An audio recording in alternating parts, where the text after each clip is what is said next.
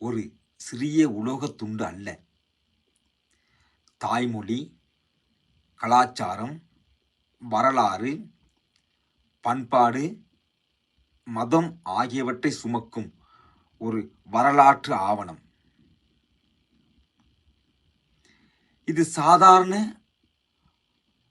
புழக்க நாணயமாக இருந்தாலும் தாய்லாந்து மக்களின் நாட்டின் ஆன்மா போன்றது. நிக்கல் கலந்து செய்யப்பட்ட இந்த நாணயத்தின் நிறை 3.4 கிராம் ஆகவும் இதன் விட்டம் 20 மில்லிமீட்டரும் ஓரம் மென்மையான அமைப்புடன் வட்ட வடிவம் கொண்டும் அமைந்துள்ளது.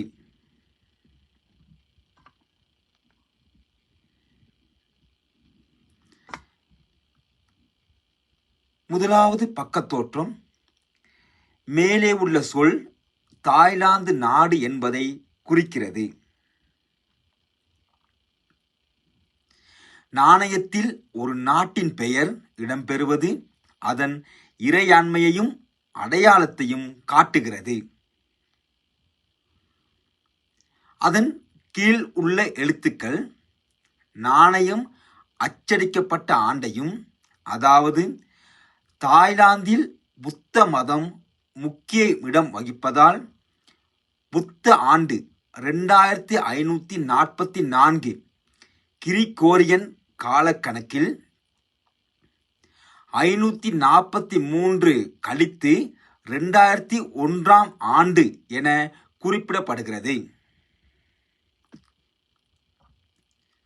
அதன் கீழுள்ள எழுத்துக்கள் நாணயத்தின் மதிப்பை வெளிப்படுத்தும் எழுத்தாக இடம்பெற்றுள்ளது. இதில் 1 என்ற எண்ணும் பாய்ட் தாய்லாந்து நாணய அலகையும் குறித்து ஒரு பாய்ட் மதிப்புடையது என்பதை எளிமையாகவும் தெளிவாகவும் அறிவிக்கிறது. இங்கே அழகான வேலைப்பாடுகளுடன் ஒரு மரகத புத்தர் கோவில் காணப்படுகிறது. இது பாங்காக் நகரில் உள்ள புனிதமான புத்த கோவில் ஆகும். இந்த கோவில் 1782 1783 ஆண்டில் கட்டி முடிக்கப்பட்டதாகும். இதை கிங் ராம 1 என்ற மன்னரால் கட்டப்பட்ட வழிபாட்டு தலமாகும். இது உலகளவில் புகழ்பெற்ற கட்டடக்கலை மற்றும் சிற்பக்கலை களஞ்சியமாகவும் கலையின் உச்ச வடிவத்தை வெளிப்படுத்தும் ஒரு உயிர்ப்பான சின்னமாகவும் உள்ளது. இந்த கோவில் தாய்லாந்தின் கலாச்சார பாரம்பரியத்தை உலகிற்கு எடுத்துக்காட்டும் ஒரு பெருமைமிக்க சின்னமாக இன்று வரை திகழ்கிறது என்பதில் சிறிதளவும் ஐயமில்லை. இந்த நாணயத்தின்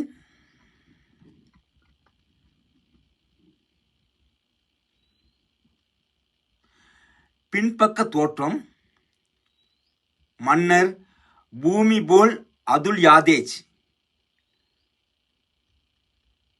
சுருக்கமாக ராமா 9, அதாவது தாய்லாந்தின் 9வது மன்னர் என்பதை குறிக்கிறது. இவர் 1927 ஆண்டு டிசம்பர் 5 பிறந்து 1946 ஆண்டு தொடக்கம் 2016 ஆண்டு வரை 70 ஆண்டுகள் ஆட்சி புரிந்தவரும் தாய்லாந்து மக்களால் மிகுந்த மதிப்பும் மரியாதையும் பெற்ற மன்னராவார். அவரை சுற்றி காணப்படும் எழுத்துக்கள் அவரது முழு பெயரையும் மன்னரின் ஆட்சி திறன், நாட்டை உறுதியாக வழிநடத்தும் வலிமை என்பவற்றை வெளிப்படுத்துகிறது. எனவே ஒரு பாங்க் நாணயம் ஒரு பண பரிமாற்ற கருவி மட்டுமல்ல, அது தாய்மொழி, தாய் பண்பாடு மற்றும் தாய் வரலாறு ஆகியவற்றை சுமந்து செல்லும் ஒரு பொக்கிஷம் என கூறி மீண்டும் ஒரு நாணய தகவலுடன் யூடியூப் வாயிலாக